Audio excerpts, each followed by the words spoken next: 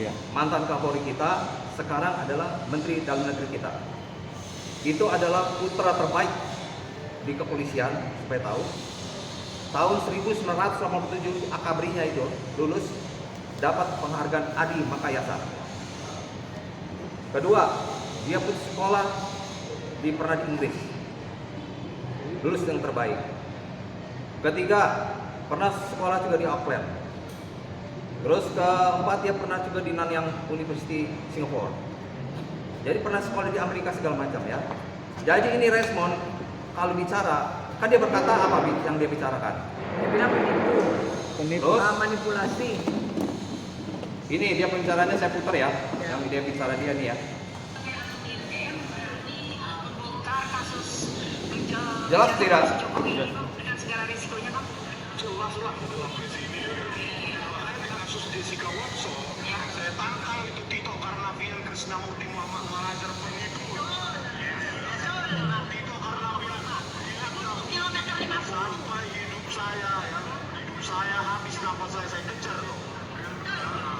Tito Karnavian penipu, manipulasi barang bukti digital, pakai internet shop, remake dan internet shop, otak-atik, mengaburkan barang bukti digital, seorang anak bangsa, 20 tahun dipidana, 8 tahun di penjara, 4 tahun, 4 bulan di Septimus.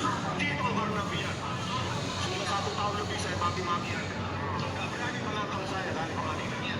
Nah ini, jadi supaya tahu ya ini, kalau andai kata dia tidak puas, dia kan bisa ke pengadilan, bisa PK kayak apa segala macam, ya. Tapi ini langsung ngata-ngatai putra yang terbaik, putra Indonesia, mengatain kata-kata yang begitu kasar. Jadi saya lihat ini, Resmond ini selalu menyerang orang-orang yang terkenal. Nah, kalau andai kata dia tidak terbukti atau tidak minta maaf, akan kita laporkan. Ini namanya seolah-olah penyamaran nama baik juga, ya. Bikin membuat gaduh di Indonesia dan ujar kebencian dan Fitnah. tidak membuat kepercayaan kepolisian ini berkurang karena statement yang kurang benar ini. Masa ngatain kasar sekali begitu? Nah, coba Babi. Oke, jadi kami duga di sini Resmond ini pansos karena aneh ya, kok setiap ada orang terkenal dia langsung bicara ujaran kebencian gitu kan, sebetulnya tidak boleh. Kalaupun bicara juga langsung nyebutin nama, langsung kesel, langsung ini, langsung itu, harusnya kan ada inisial atau apa. Tapi ini kan terlalu vulgar sih, mungkin karena dia merasa dia juga dokter forensik kan gitu ya. Jadi dia merasa mungkin itu udah listingannya atau bagaimana, kita nggak tahu. Tapi yang jelas saat ini kita kami pengen menunjukkan ya udah, karena saya kan promotor untuk combat fighter ya, dari tinju, muay thai, kungfu. Jadi lebih baik daripada bacot-bacot aja, udah kita adain aja. Kalau mau pansos, ya, kalian ya kan. Sekalian. Mau lawan siapa nanti kita cari Nanti kita cari lawannya. Ya. Karena kan bahaya ini kalau bicara-bicara seperti itu, karena politik sekarang di Indonesia kan lagi hangat-hangatnya, lagi panas-panasnya. Kenapa dia nggak diladenin ya, mungkin pasti kan ada sesuatu, ya kan?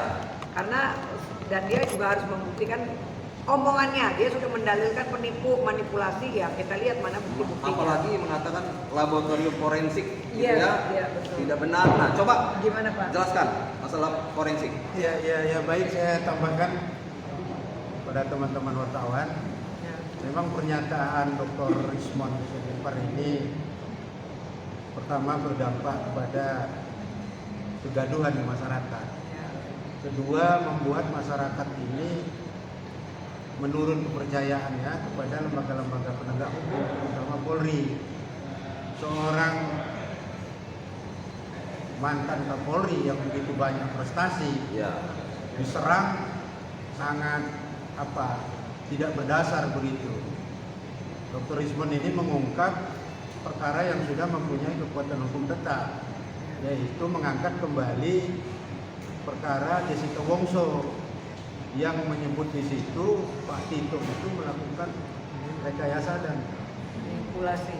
dituduh fitnah dan bahkan dituduh sebagai pengkhianat bangsa. Ini kan pernyataan yang sangat tidak etis dan tidak patut begitu. Jadi patut kita duga Rismon ini seperti yang disampaikan, mencari panggung sandiwara dia, ya. Jadi dia hanya mencari panggung untuk popularitas saja. Maka kalau dia tidak minta maaf, mungkin akan kita menempuh jalur hukum melaporkan beliau. Ya, ujar kebencian. Ya. Ya. Jadi bila mana masalah forensik ini dikatakan yang seperti apa? Kemungkinan banyak kalau hal ada yang- katanya ada masalah Yang dia perkara. serang gitu. Terutama kinerja Mabes Polri di bidang forensik. Ya. Beliau meragukan hasil-hasil forensik yang dikeluarkan oleh Mabes Polri. Ini bisa kan membahayakan ini. kita Ya. fatal. Betul.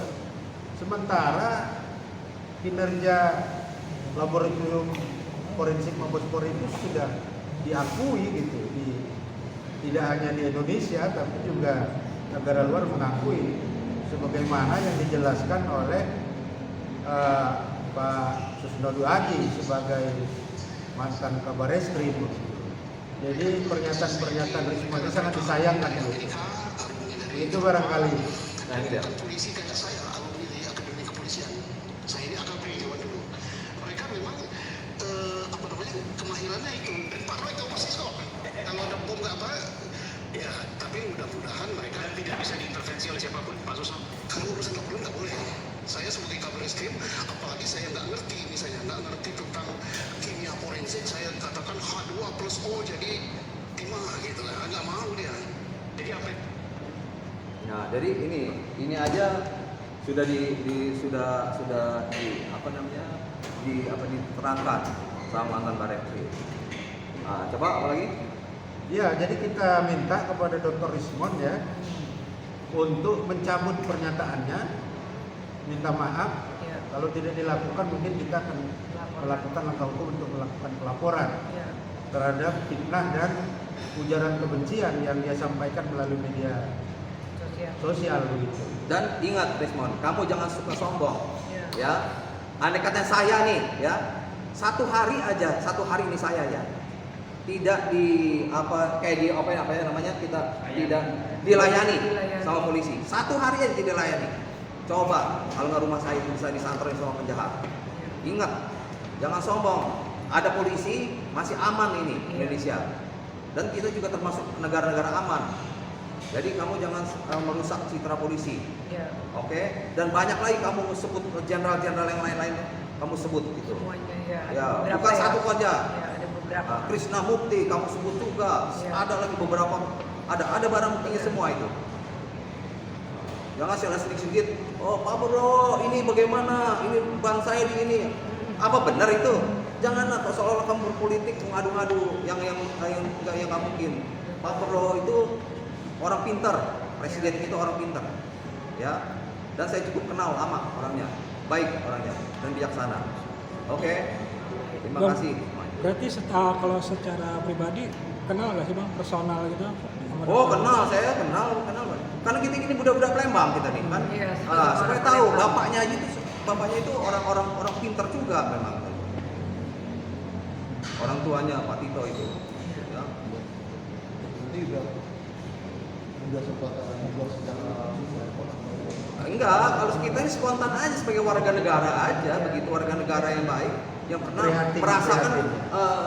adanya polisi ini aman gitu, rasanya aman. Ya kalau katanya negara Amerika aja kan biar gimana pun juga tetap aja ada lah ada kejahatan-kejahatan biasa itu. Itu mekanisme yang hidup kan begitu. Jadi nggak ada tuh satu negara yang 100% hidup. Saya berapa kali ke Swiss juga gitu. Tapi tetap aja ada, 1-2 ada gitu. Biarpun paling rendah itu Swiss, itu negara yang paling rendah kejahatannya gitu.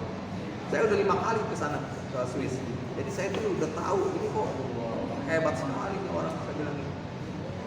Bang, kalau misalnya tiba-tiba nanti dia ada permohonan maaf misalnya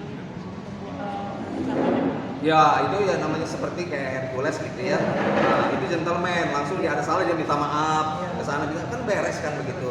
Tapi kan kalau andai kata dia minta maaf kan orang nggak bisa lihat, wah ini cuma pansos doang dia lah, dia udah maklumi lah biasa manusia. Itu tadi kan videonya satu tuh bang, apa emang sebelumnya dia sering melakukan itu di daerahnya,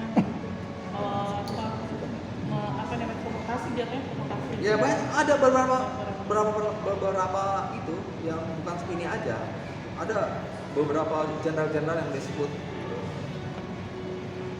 Selain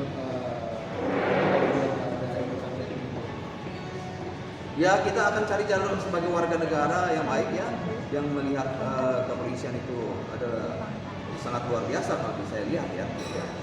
Kalau coba kalau negara kepolisian, bagaimana ini negara coba gitu? Ya, memang ada tentara, ada apa, kita akuin semua itu kan, tapi bidang. Hai, terima kasih sudah menonton. Jangan lupa subscribe, like, comment, and share.